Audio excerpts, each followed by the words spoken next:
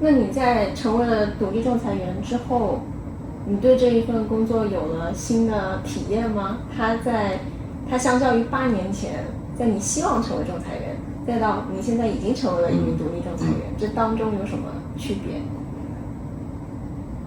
I think when you realize that you're actually the arbitrator and people's rights are being impacted by your decision, the gravity and seriousness of the work you do, it hits you very hard. And you know, someone of my personality takes what I do very seriously. And I'm always asking myself how I can do better, how I can better understand the case, how I can better get to the bottom of things. And I think as well, maturing arbitrators also, they know what they know and they know what they don't know. And having that strength to ask for help when you need it, I think is extremely important. It's more of an insurance that the job will be done right. When I was at the ICC presentation in Paris 2 weeks ago, there was a great presentation by Alexander Fessus, and there were two things that he talked about that I thought were really great. One was acknowledging and searching for your own bias as an arbitrator. You know, as an arbitrator, we're supposed to be entirely neutral, and we are. But we fight for natural justice. And that fight for natural justice naturally incorporates our own internal biases. And these internal biases can be anything from when you're starting a case, you have a theory, you read the initial submissions, you look at, or you see a piece of evidence, or you're listening to hearing testimony, and your mind naturally is trying to confirm theory that you've got in your brain.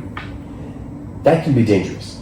And when an arbitrator is extremely conscious of the role of bias in the process, it causes you to constantly check yourself to make sure that you are seeing what you're seeing as objectively as possible with no bias.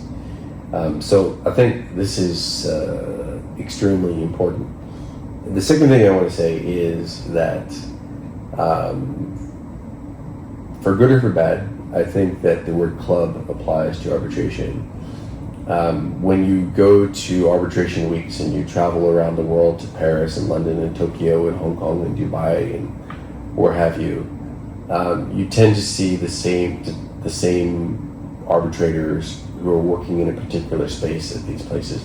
Your friends and colleagues, you may not work side by side with them, or maybe you have the benefit of having served on a panel with them, but you see the same arbitrators over and over again. And when you go to certain symposiums, you go to certain conferences, you realize that you are all in a club. In the club, I don't mean it in an exclusionary sense, but I mean it in a more of a positive sense, that we as arbitrators, and I would say also counsel, have a duty to further promote, all of us individually have a duty to promote arbitration. Without us doing excellent work, without us being transparent in what we do and delivering good quality work, we will never continue to grow the arbitration industry. And arbitration is absolutely essential to global commerce. You know, we talked about in other forums issues of enforceability of court judgments and all that, and why arbitration is uniquely suited to serve the purposes of global trade. But we're only as strong as the human beings who people these institutions. We're only as strong as each individual arbitrator and their last award. We can't survive on our past work. We have to continue to do a great job every time we step into the tribunal. Do you think the arbitration as a club is a good thing, or is it negative? Well, it depends on how you look at it. I think if you look at it from a club in terms of when I go to these arbitration weeks, or I was at a symposium a couple weeks ago, and you're sitting there with very senior arbitrators who take their work extremely seriously, are very experienced, having dealing with all sorts of issues that you can face. You know, you'd think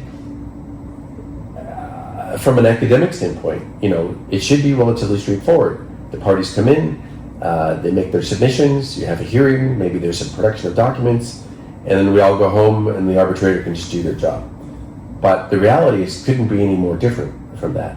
There's all sorts of challenges with parties not turning up, to not making submissions, to incomplete submissions, to credibility of witnesses, conflicting inputs from expert witnesses. These are all sorts of guerrilla tactics of counsel. There's all sorts of things that people can do to make the process not go smoothly. And I think the experienced arbitrator can anticipate these things and get out in front of these things and make things go more smoothly. The negative side of the club idea is that there's some element of exclusion. That exclusion should only exist to exclude those people who don't take the work seriously, who don't work to further promote arbitration as a dispute, as a really accredited and well-received dispute resolution process. There are standards that we need to abide by. Some people go and pursue fellow status at CR. Well, that's a great, indication that you've achieved something and that you can write good awards and all that, and that you have a very good, solid academic foundation into the background of arbitration or how it works. But at the end of the day, it's the work of the individual arbitrator that makes that tribunal successful. And if the club label, in terms of forcing us and causing us to do better work, is there, then that's a positive thing. Will you find yourself sometimes maybe be difficult to fit in that club? Initially, sure. I remember the first time I went to Paris Arbitration Week a while back, and I walked into the opening gala, and there were more than 2,000 people in this room, and I didn't know a soul. And so it was kind of a lonely evening staring at the macaroons and drinking champagne.